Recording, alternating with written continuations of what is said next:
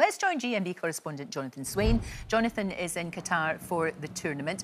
It is probably the most controversial World Cup ever, I would guess. And I just wonder what it's like there, Jonathan. You know, because usually in past World Cups, the excitement really builds. You know, there's a real kind of like, you know, it's fantastic.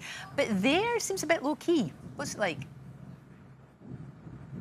Very low-key. In fact, for a bit of atmosphere, we've come on the Arabian Gulf here this morning to show you this beautiful shot of Doha this morning. But look, it is a controversial World Cup. It is the most expensive World Cup in history. The Qataris have spent billions building all the 8 stadia from scratch, new hotels and restaurants that have popped up here. There's also the issue of the migrant workers only being paid $1 an hour. We've been speaking to them since they've been out here. And there's also same-sex relationships are banned here as well. And also on top of that, there is the heat. It's supposed to be a lot cooler in the 20s. It's about sort of low 30s this morning, but with a feels like temperature of 36 degrees. But look, this is what the players have got to play in over the next few weeks.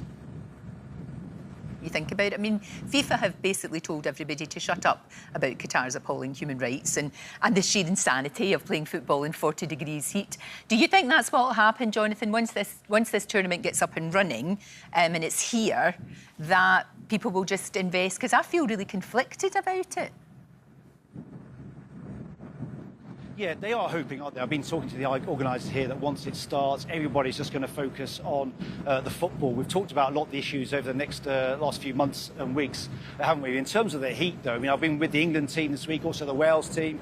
They've had to push back their training sessions from the midday heat, where it has been pretty intense, the humidity and the heat. They've pushed theirs back to about sort of 5 o'clock now in the afternoon that they train. So things are a little bit cooler then, Lorraine, for the England team. Also saw Gareth Bale there. Even he was sweating yesterday. In this heat. He's a fit multi-million-pound footballer like him. But look, they are hoping that once the fans start arriving this weekend, that everybody will just then start focusing on the football, and hopefully we get that bit of a party atmosphere. Now, from where you all are, because I know you've got other people on the boat with you, can you see those great big giant cruise ships that some of the WAGs are... Oh, hi, some fans! Hurrah! They're very excited. We've seen some fans. They're very excited to be on the rain this morning, do you? Oh, that's really... God, love them. But you can see that great big cruise ship that some of the wives and girlfriends and some of the fans are staying on. Ah, there it is. There it is. Take a look at that. There it is. There it is. Glistening in the distance there. This is the best way to see it, actually, from the water. It's £1 billion. It sort of arrived a few weeks ago. We expect the players' wives and girlfriends, the England players' wives and girlfriends, to stay on there over the next few weeks. I mean, there's not going to be an issue with booze on there, let me tell you, because 33 bars and restaurants, lots of swimming pools. Apparently has the tallest slide on board a cruise ship of any ship in the world. And, as you say, there's going to be spas on board, jewellery boutiques, you've got it. I should just say as well, one story that's emerging this morning, Lorraine, you'll be interested in this, is that apparently the Qataris are putting pressure on FIFA to ban the sale of alcohol at the stadium. There was going to be a window of a few hours either side of kick-off. It looks like that may not happen. But look, I'm in good hands. I'm with all the expats here. They've got access to their own pools and their own personal bars, so I think I might be right for the next few weeks. That's right, isn't it?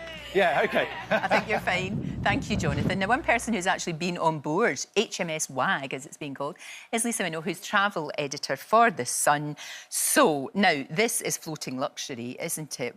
What is it like inside? And have they got their own little sort of bubble that they'll be in? Well, that's right. So the WAGs are going to be in the yacht club on board the MSC World Europa. Now, that's a ship within a ship. It's an all-suite area.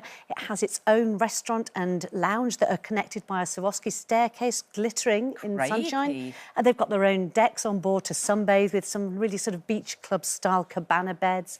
So they are going to be in sort of luxury within what is incredibly a luxury ship as well. And as Jonathan was saying, they can have bikinis and booze there. Yes. They cannot have that in Qatar, and it's, you know, they can't. That's the thing. It's oppressive. But on that boat, they can just do whatever they like, and there'll be fans on there as well. That's right. There's about 14,000 England and Welsh fans that have already booked to stay on board. they'll be going off and watching the games, but they can come back in the evening. They can hopefully be celebrating our fantastic wins. They've got a fantastic pub on board that actually brews its own beer made out of seawater. Really great English pub. They'll be doing all of the games from there. If I was them, I would probably stay on board the ship because I think it's going to be, you know, the place to be for everyone this year. Is it a fortune?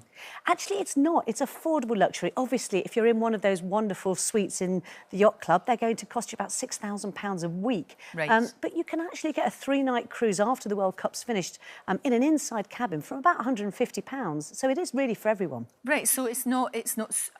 Of course, it's expensive. Yes. And people have got to get there, and then they've got to do that. But if you're going to go there and you're going to do the World Cup, that's the way to do it. Oh, I definitely think that's the way to do it. You can relax on board, and if you want to wear shorts and a T-shirt or a bikini to wander around, that's going to be fine. The heat out there is punishing. It really is quite suffocating, that heat.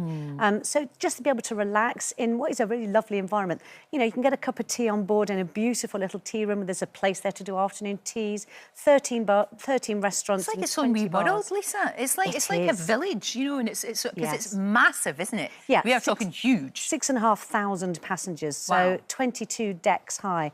It is huge, but then that means there's lots of variety there, lots of things for the WAGs to do on board. You know, in between the matches, there's the beautiful spa they can go into.